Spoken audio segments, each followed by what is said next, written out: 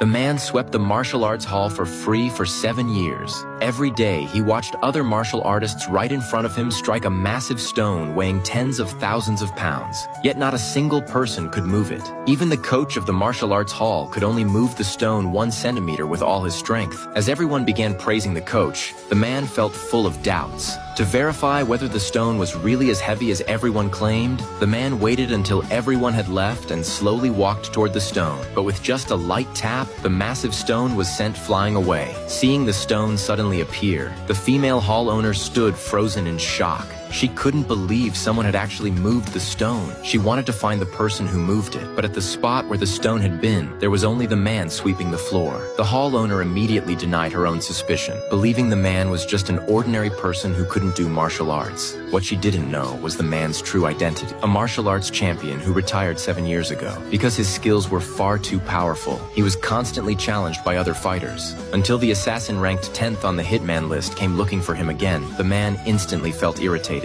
To teach them a complete lesson, he used only 2 fingers and sent the assassin flying. From that day on, the man grew completely tired of being challenged, became a cleaner at an ordinary martial arts hall. Seeing the hall owner suddenly appear before him, the man couldn't help but look confused. Hearing her questions, he quickly responded, but what he didn't expect was that she actually called him into a room. Just as he was feeling confused, she suddenly handed him a cup of water. Without any guard up, the man drank it immediately. But the next second, he felt an intense heat rising from inside his body. Looking at the empty cup, he finally realized he had been drugged. Just as he was about to pass out, the hall owner tied him up with a rope. And the reason she did this was simply to avoid marrying into the #1 martial arts hall. As the owner of the martial arts hall, once she agreed to the alliance, she would lose control of her hall. To protect it, she decided to find herself a boyfriend, and the man who couldn't do martial arts became her target. She thought that as long as she spent 1 night with him, she could completely change her fate. But what she didn't expect was that the rope only restrained him for 1 second. When she was lifted into his arms, she finally realized the man not only knew martial arts, but was likely even stronger than her. But by then, there was no chance to regret it. The next day, after learning what happened, the hall owner's brother, Jack,